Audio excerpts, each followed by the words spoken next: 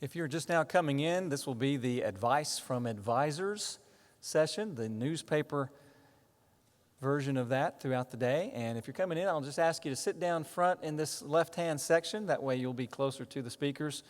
It's about 11:10 right now. We're just about ready. I'll ask the advisors to make their way, just kind of start making their way down front. And we'll get going soon.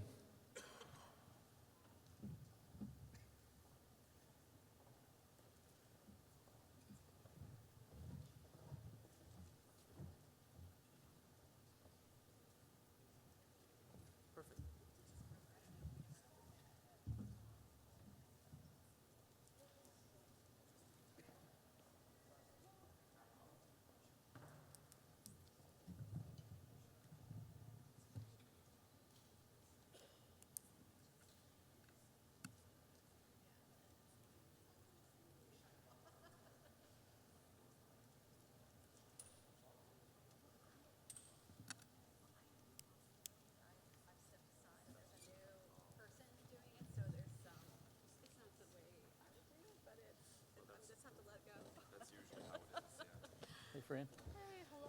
Just have a seat, and I'll just join you over there. This is such a sweet idea. Thank you. Wow, very special, I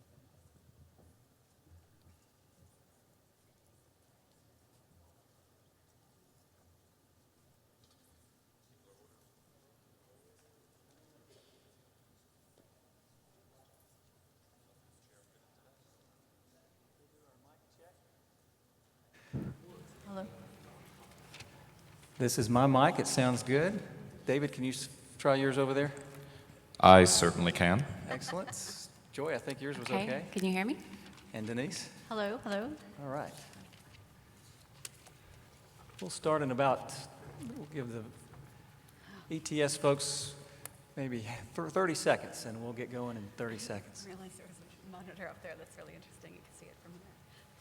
What if that's supposed to do this in instead of the animal theater? Yeah. I don't know, he did this in the past couple of years or first time. This is the third Oh, it is? year, Okay. or third or fourth. Well, the technology works great. The sound is really good. It's all terrific. Yeah, I'm sorry no other article.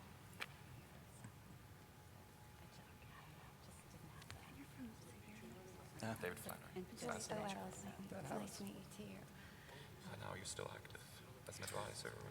All right, we would like to welcome all of you to our Advice from Advisors panel. This is the newspaper version, and we have 3 of our 4 newspaper Advisors of the Year award winners from the last 10 years. I'm sorry that Teresa Lockhart has not been able to make it. Perhaps she'll come a little bit later, and we will make room for her from Coffee County Central High School. But let me introduce to you again, from your left, David Flannery with John Sevier Middle School, Joy Oedel, formerly with Hume Fogg Academic Magnet School, and Denise Croker with the Harpeth Hall School. As it turns out, in this panel, one of our 4 is still actively advising, and that's David. Denise here is still at Harpeth Hall School, but is teaching English. And Joy has a very special calling. She is a full-time mom there. But we're very interested in having all of these 4 come. And we'll have kind of an informal setting here, but I want you to think of questions that you might have. This might be the most integral part of the session, is having your questions answered. But what I thought we would do first is just talk about whether they are current advisor or former advisors, what their publication was like structure-wise. Did they have it as a class? Did they have it or do they have it as an after-school activity? It varies across the state. How often did they come out, or do they come out? Is it print? Is it print and online? There's a variety of that across the state as well. So, David, since you're on the far left, we'll just start with you. Tell us about your publication. The Sequoia Scribe is a sort of a print and online hybrid. Our print edition comes out between 4 and 5 times a year, really depending on external factors. We've been delayed due to snow and weather a few times, and that knocked us down to 4. Generally, when there's no natural disaster, we manage to do 5 issues. And then more frequent publication takes place online. We're an after-school activity. We don't actually have a class, which has been a challenge for our program. But we meet generally once a week as a general staff, and then the editors meet once a week for about 2.5 hours to work on layout and go over articles and the like. And tell us the grades that are involved. Oh yeah, they're 6th, 7th, and 8th graders, so that too has made things challenging. It's not quite as easy as with high school. Sometimes you can tell them to go away and jump in their car and get the story, and that's generally not going to happen with middle school kids unless you have incredibly supportive parents who are willing to transport their children to various interviews and the like. Right. Joy? Well, I've been out of the classroom for a couple of years, but I'll let you know what it was like when I was there. We had a print issue that came out. We had 6 issues a year, and the first few weeks of the school year, we didn't worry about publication. We just had a class and then went into production mode. And then the last couple of years, we were getting our online edition off the ground, and we have a stronger and stronger social media presence every year, but that's taken some time to, I thought it would be easier than it actually was to get the online component started, but that's growing every year. We had an elective class, and it was an application-only class of 11th and 12th graders. Sometimes, if there was a particular 10th grader that I thought was particularly mature, I would recruit him or her. But I was very fortunate to have the ability to have students apply and to choose my staff every year. Good. Denise? Hi, I am former advisor and still teaching, as Jimmy said, and I advised Logos, our print newspaper, for 13 years, and then, like Joy, also had the online version. We created a Logos Now online version as well. Before doing that, I also did yearbook for a few years and dabbled in Lit Mag. So, but my heart really was with the newspaper. At our school, it was not an elective, unfortunately. It was also an after school. It was a club. And I really struggled with that the whole time because, as we all know, newspaper is such an academic endeavor. It really takes a lot of dedication and know-how. And so we did really work hard to make that happen. We had 6 issues a year. We started with a back-to-school issue, which entailed their coming back in early August to do a boot camp and then continue doing most of their learning at that point, really, with design as well as content, so that we could work a little bit better after school, evenings, and weekends. And that's why I'm no longer an advisor, because I also needed to have a life after 13 years. So I love it, I miss it, I want to come back, but that was our struggle. I'm curious as to what we have represented here. How many of you are print-only newspaper? Raise your hand. Okay. How many are print and online? And how many are online only? Okay, so we have a little bit of all. Those of you who are printing, whether it's kind of a hybrid or printing only, is anybody doing it monthly or more frequently? And your frequency is how often? Every month. How about every other month? Anybody going to that frequency? Okay, 1 or 2. Once a quarter, maybe? Okay, so we have quite a range here. Also would like for them to talk about the organization.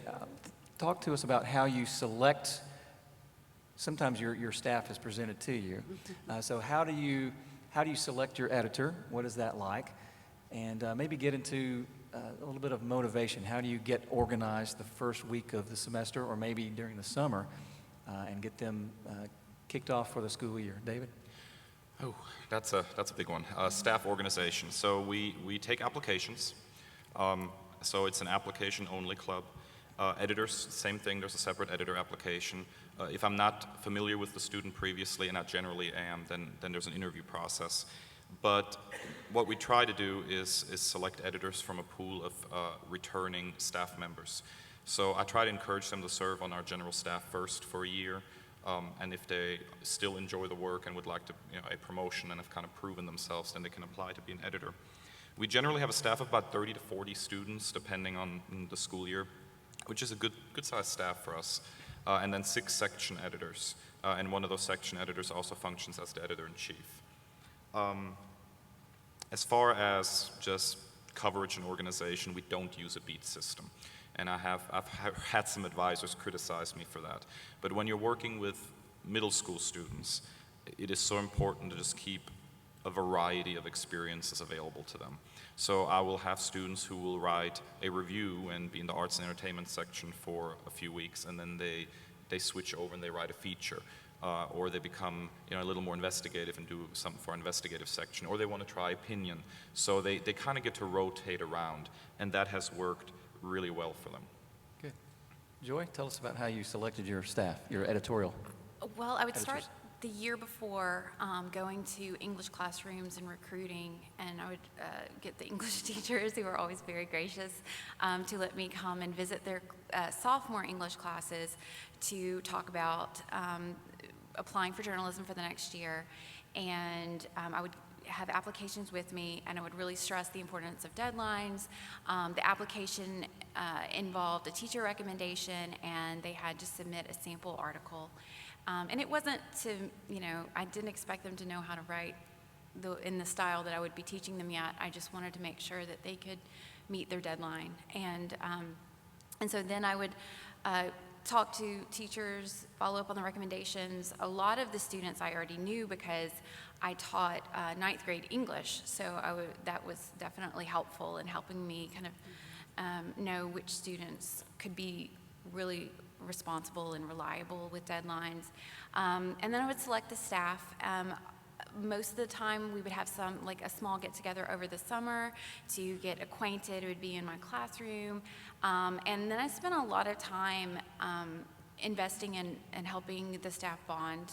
I got a book of games to play, just kind of like team building games, and I learned that even though that sounded kind of silly, it was really a good investment to make, because that group of kids is going to be under so much stress together throughout the year, and learning how to work together and how to be stressed out together and how to encourage each other was really, really something that paid off. And so we would spend time with different activities. I gave each one of them a buddy, and that would usually be a senior and a junior, so a new staff member and a returning staff member. And they would do things, like give each other little presents and surprises in their lockers, or, we would go, our school is in downtown Nashville, so I would take them to Panera, but they had to walk with their buddy. It was all kind of silly things, but they loved it. And it really helped break the ice, because you would have these returning students come in, and they had their vision of what they wanted their senior year. And then you would have these new staff members come in who would be really intimidated and really didn't know what was going on. And so to pair them up like that kind of broke the ice. I wouldn't let them sit in cliques in the classroom. I made them sit with their buddy to kind of disperse any kind of little cliques that might be forming. As far as editors go, I kind of just watched them very closely, and it was always kind of clear by the spring which niche each student fell into. One student would not know anything about InDesign or Photoshop, and then they would just fall in love with it, and they had found a calling and a natural talent that they didn't know they had, and there's my layout editor, and so those talents, that was one of the most rewarding things as an advisor, is seeing those talents rise to the surface, and it was a surprise to the student as well. And I could start spotting my editor-in-chief around April or so. And then I'd pull them aside and talk to them privately, and, are you up for this,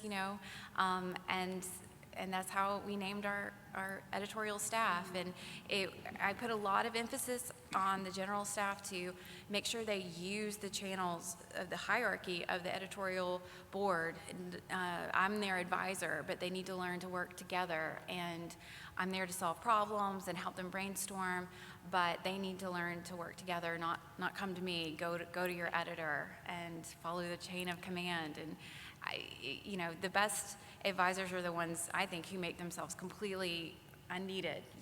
When my editors can handle it and I'm there to guide them and support them, then that's the way I want things with my staff. Very good. Denise?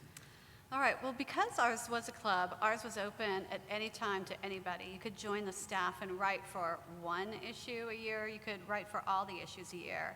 And through that, I could see who was most interested, who had some talent, who might be ready to apply to be an editor. Even if, because we were really having to beat the bushes to get people on this, because it was a really serious club, anybody could apply to be an editor. And there were times that I actually took on editors who hadn't written in the past. I remember one person in particular, all of the current editors thought she'd be a great copy editor coming on, but English wasn't even her first language. I was really worried about that. That was one of the best decisions we made, though. The students knew who these girls were. I didn't necessarily all know them. That girl turned into, eventually, one of our top, she was a state journalist of the year later on as a senior. So she showed great promise early on, and because I didn't know her, it didn't mean that she wasn't going to be terrific, and she was. So anybody can write. In terms of editors, they all had to apply in the spring, and then I would work with my editor-in-chief or a couple of top senior editors who really knew how the organization was run and the kind of responsibility needed. And I sorted through the applications with them, and then we just looked for best fit. So I did try to share that responsibility with them because they knew they were building the program.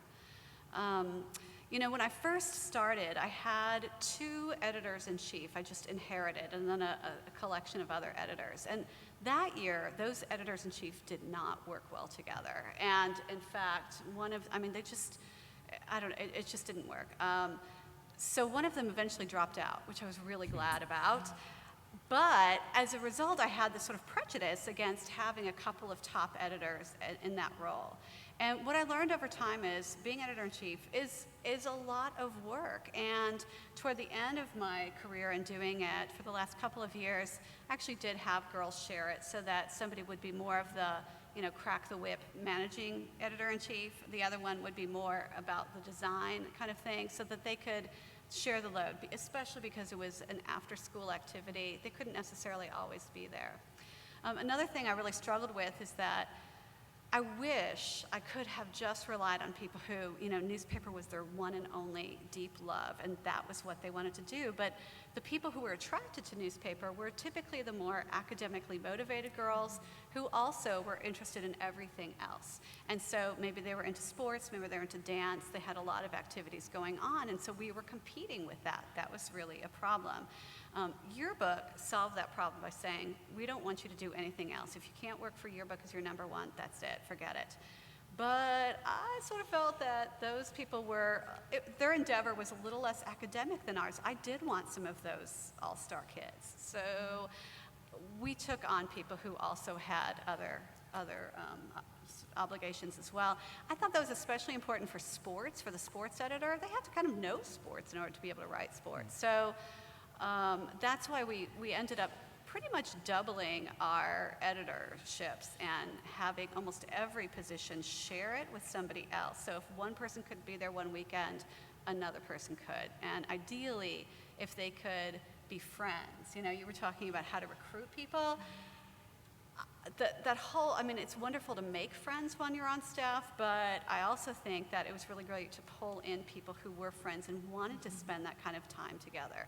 So if they were going to spend their Saturday, they want to do it with people who they care about and could joke around with and stuff. So that was especially important when I started the online version of our newspaper, because I didn't know who to turn to. And I looked toward our middle school teachers and our tech department to ask, who are really tech-savvy kids? Who really care about this stuff? And so I lucked into this threesome, this group of girls who really love that stuff, and I brought them along, and they continued to be my solid group by the end of the initiation of that, and then they kind of saw it through all the way through freshman through senior year. And that was pretty remarkable because I didn't necessarily always get to have people take it year after year after year. So groups of friends. I want you to be thinking of your questions in just a moment. I've got several more, but I want to get to yours first. Let me just see, how many of you have your newspaper as a class? How many as a club? So 80% class, I guess it is. Let's pause here. What questions do you have so far? Any questions that have been prompted by answers that they've given so far? We'll give you more time later. Yes? I just wanted to know that for you, sir, middle school class, their ability to not go out and ever get interviews, like, drastically affect the quality? Well, And with if you don't mind, let me, for the sake of those watching the video later, the question was about middle schoolers and their being able to go out and interview. David? A lot of what we're doing, especially since we're after school and we don't get to see each other every day, actually focuses a lot on sort of electronic media. We use different learning platforms to communicate frequently with each other, and everything is turned in that way. So I encourage the students actually to try to contact people electronically when necessary. So although like physically going to an event, for example, in the community can be difficult, we have had the pleasure of interviewing city officials, the mayor of our hometown, the superintendent of schools. We did a sit-down interview last year, actually, with the lieutenant governor, which was great. So oftentimes, you can offset that with modern technology. It's a challenge, but you can work around it. In the next row? How do you find the happy medium between print and online? How do you assign students to a certain aspect, or how do you make it all flow? The question was, how do you find that happy medium between print and online? Well, for us at least, it depends on the type of story. We're not a frequent publication. 4 or 5 times a year is not frequent. So we've kind of developed a division of news stories, stuff that is, history in a hurry, the kind of thing that you need to push out fast. That goes online. Longer features generally are things that we put in the print edition. And that seems to have worked really well for us.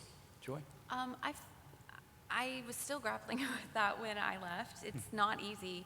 I decided that if I was going to have the online publication and the social media presence really strong and consistent, I needed to appoint specific students and let them know this is your realm. And that didn't mean, they wrote for the print edition, but I tried it for too long having an editor who was trying to encompass both print and online, and they were always spread too thin. So the last few years, I would have an editor-in-chief of print, and then I would have a social media and online editor, and they would have to obviously work very closely together. But dividing that up was the only thing, I think, that allowed the online to finally get off the ground, dividing it up that way.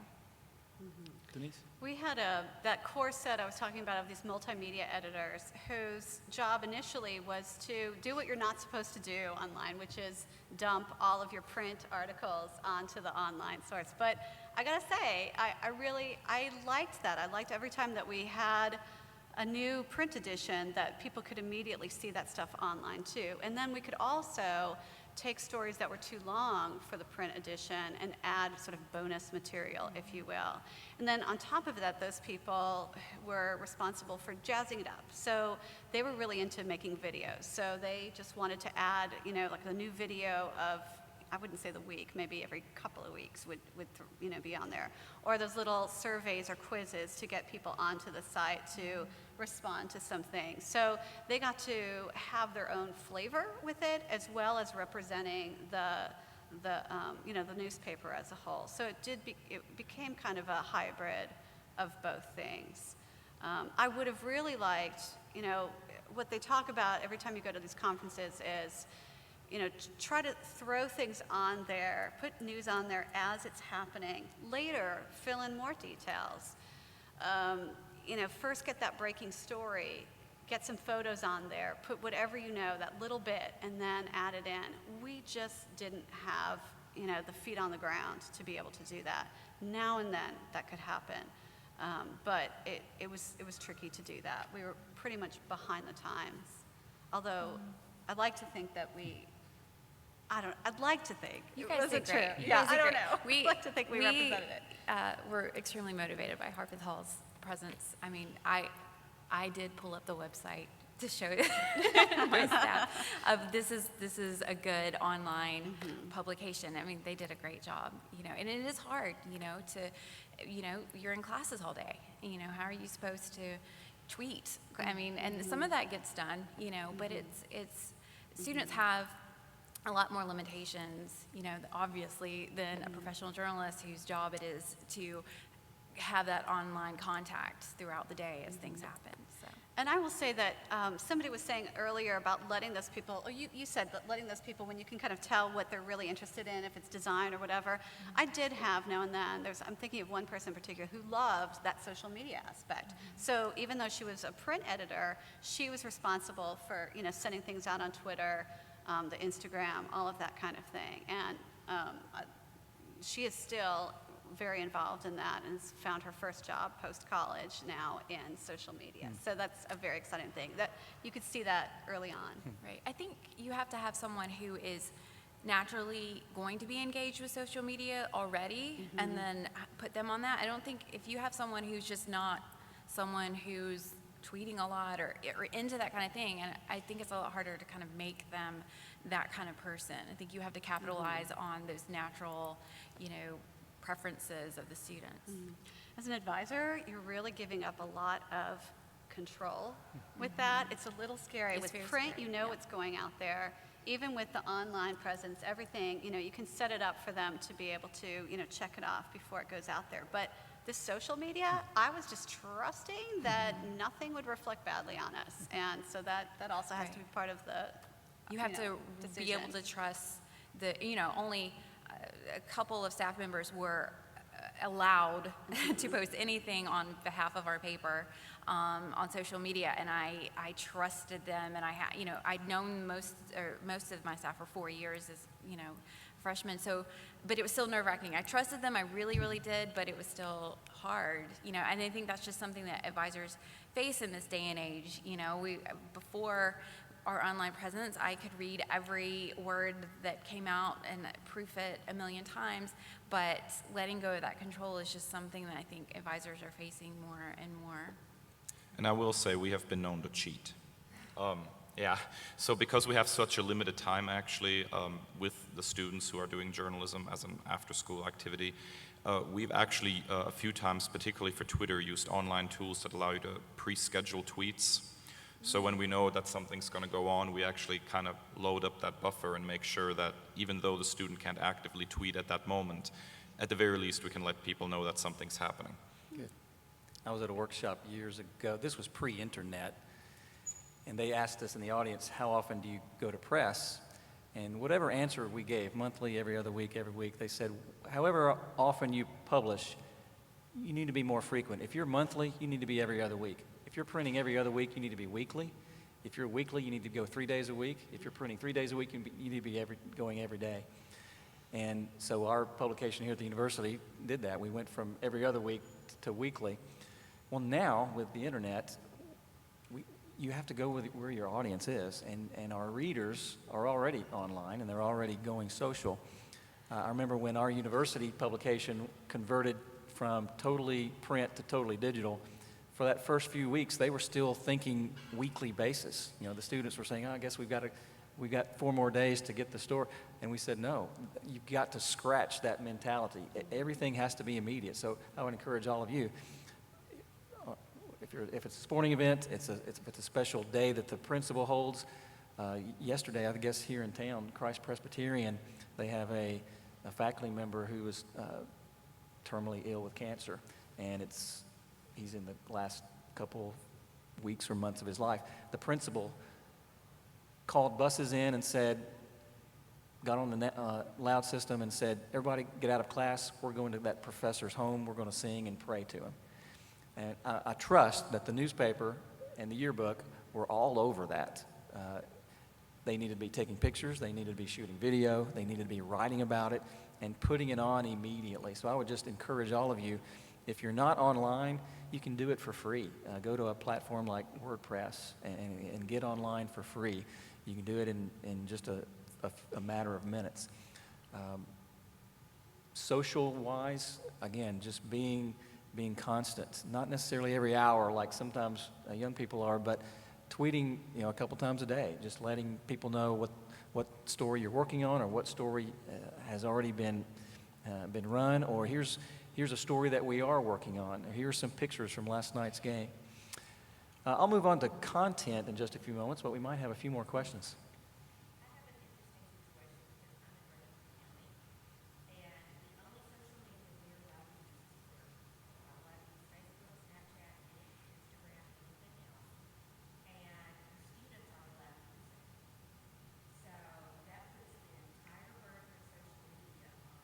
Lois.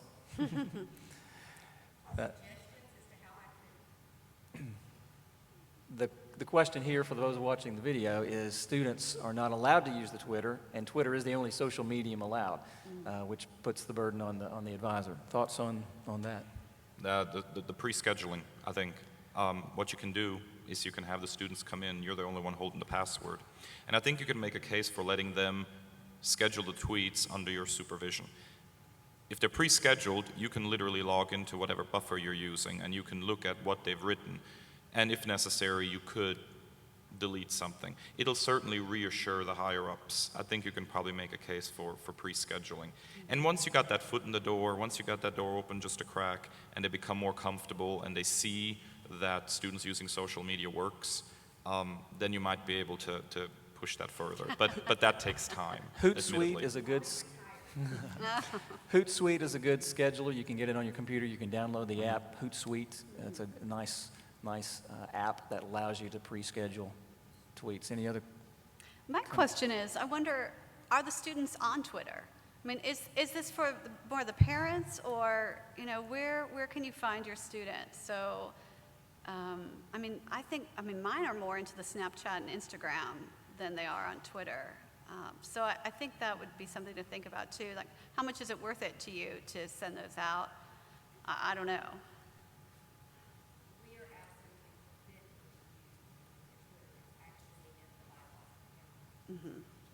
So I guess establish a really trustworthy, responsible use of it, and then see if you can spread your tentacles later. Question? So you said at Sequoia you don't use the beat system. No. And we just started a beat system and we thought we haven't really worked out the beats. What would you say is the best advice for finding the stories that aren't obvious, like when you're sitting at CPA and going out and finding that interesting? How to find interesting stories and interesting angles. Yeah, okay, so that is always a struggle. The notion of where do you get your ideas from. The biggest thing that I tell my students is follow the local news, because we're willing to go local at any time. If there's something interesting going on locally, go for that. Listen in the cafeteria to what people are talking about, and particularly complaining about, because if they're complaining about it, they're passionate enough that they're going to read an article about it. And really even follow national and international news. I think even for middle school students, but especially for high school students, anything that is happening anywhere can be a topic for your publication if you find the local angle. Localizing. If you localize it, you can. I remember we had a very big story about the Ebola scare a couple of years ago, and you think, well, the Ebola scare, really of all things to talk about in East Tennessee, but there were rumors going around our school that were absolutely insane sometimes. I remember one student memorably told us he'd heard that Ebola was raising the dead, that they were Ebola zombies. And he seemed at least semi-serious about that. So our angle became dispelling myths about Ebola and actually assessing the danger, like what are the odds this is even going to be a problem in Tennessee. And that worked incredibly well. And I think in some programs you might hear, well, that's not really a story for us, but it is if you can find that local hook. So really, anything can be a story if you find a local hook. I always told my students to listen to NPR to and from school, and we were Hume Fog, they did. And because, I mean, that's one thing that's great about it is they have great coverage, but they also have those kind of quirky stories and, you know, things that make you have the driveway moment and things that you can localize to your community and your school that's kind of original and refreshing but still informative and interesting. And so we would get a lot of inspiration from stories we heard and kind of do the same thing at our school. It's hard to figure this. You know, the students think that maybe the best stories are the ones that are those national stories, and we definitely had students who wanted to have national and international stories in our paper. So the localization of it is really important. But it's harder for them to think about how their lives are really part of the news. So I guess, you know, partly I did try in a small way to have a beat system where students were supposed to be checking in, say, with the athletic department every month, checking in with, you know, what's new in the teacher buzz, you know, what are people thinking about in the maintenance or whatever, just to figure out what's happening in parts of the campus that they may not be, you know, exposed to each day. So that was part of our very slender beat system. But I think that really we just did huge brainstorms together and thinking about what was new. And there was always something. I mean, it could simply be, you know, I don't know, there's a new provider in the dining hall for, you know, once we went organic or something like that. It could be something very, you know, almost invisible like that, but that could change part of their day. So, you know, thinking about those types of things. The business office always has something going on with it. Teacher protocol. The other thing is teachers, we think we know what's going on. You know, students know so much more and first about what's happening. And so I think they need to kind of tell us so that we know, as you were saying, what are people talking about? And then take those stories and make them really responsible journalism, as you said, sort of take out the zombie version and move from there. We have a private school, a public high school, and a public middle school. I'd like to ask them, what's your favorite story? Maybe a story that your students really had to dig to get, and you look back and you say, wow, I'm really proud of that one. David, can you think of one? You may have touched on it already, but go ahead. There's several that they've done over the years that I'm really proud of. I remember they did an article about the effects of divorce very recently that took just a huge effort to even get students to open up and talk to them. And we ended up kind of granting the students anonymity in that article, which is not something I generally encourage, but just to allow them a safe space sort of to open up about that. And similarly, maybe 2 or 3 years ago, we did one on homelessness. We had a very high percentage of homeless students in our school at the time, and being able to explore that in a middle school newspaper of all places and really seriously look at their home life and how it affected them. We followed up with a homeless student who had been homeless in middle school and was now in high school and was no longer in that situation, and kind of even showing people that, you know, it can get better, and giving some of those homeless students hope. I think those sorts of articles are always the toughest, and they can be a hard sell, even to other people in the building, other adults, that we're wanting to get that serious. But those are usually the ones that have the biggest impact on the school population, I think. And so those are usually my favorite stories. Right? Joy? The kinds of stories that I enjoyed a lot were the ones I always encourage my staff. You know, there's that cliche, everyone has a story, but it's really true. And I would encourage them to, you know, that quiet kid sitting in the hall that nobody ever talks to, or he doesn't, you know, like go interview him and to uncover the amazing things about lesser known students, you know, like the class president gets interviewed, everybody knows what he or she is thinking, but let's go find something really awesome about that one kid or that faculty member that has this amazing life at home that we don't know about. And that was always really fun and really great to do.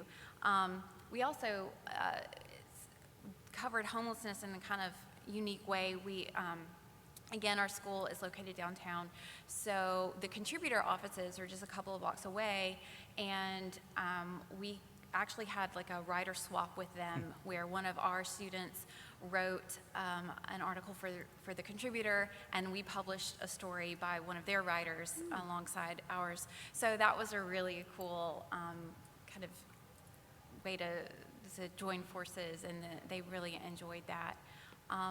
The most stressful ones were about, we did one article on sexting, that was hard as an advisor, but talking to my students, I knew that that was really relevant to them. You know, it wasn't just a student wanting to be sensational and write about something that would get a lot of attention. It was really, like it or not, whether I liked it or not didn't matter. That was a part of our students' lives that they were grappling with how they felt about it. Either they were partaking or feeling pressure to partake.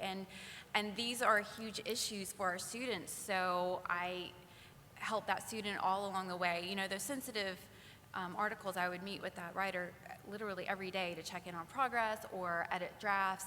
And we have an incredibly supportive administration. So, you know, those kinds of articles can be very stressful, and you think, am I going to get fired? You know, but in the end, if it's done right and if it's done well, it can be extremely gratifying. Ours was one where we actually got in trouble from the article right as soon as we published it, and we actually had one of our first censorship issues, and they pulled the newspapers, they took it offline, we had to readjust it, redo it, and then send it out again. But it was something that I was really pleased the students did. It was about learning differences, and they really wanted to kind of deconstruct that because they knew there were students in their classes who were getting extra time, and a lot of students felt resentment about that, and we just wanted to deconstruct some of that. We talked about learning in the brain. We had different angles. We had some sort of student voices who talked about the difference of what it was like to have that extra time or to be on a certain medication. Our problem, of course, is that we publish names. And this was before that HIPAA legislation came out, but still it was pretty much verboten. We adjusted, it was okay. But I still feel really good that the students wanted to create something positive and to look into an issue that not a lot of people understand still, I think, today. I think we've gone beyond our time, but I would love for this conversation to keep going. Joy, I think you need to head home in a little bit to go back to family. We understand that. Denise, are you? I'll be here. Denise, and we would love for y'all to be at the advisor luncheon. Are you, David? If there are any advisors who would still have some questions and you want to ask, the advisor luncheon, it's very informal, will be in 155 in Ezell. So get your box lunch here, or if you wanted to get a bite over in the Student Center, it's come and go. So feel free to come a little bit late if you wanted to. Knowing these three and the passion that they have for teaching and for journalism, I dare say that if you want to come up to them and share email addresses, they would be thrilled to just share their advice with you, not just today, but over the next days, weeks, months. So feel free to tap into their passion. Let's one more time thank and appreciate David Flannery, Joy Oedel, and Denise Croker.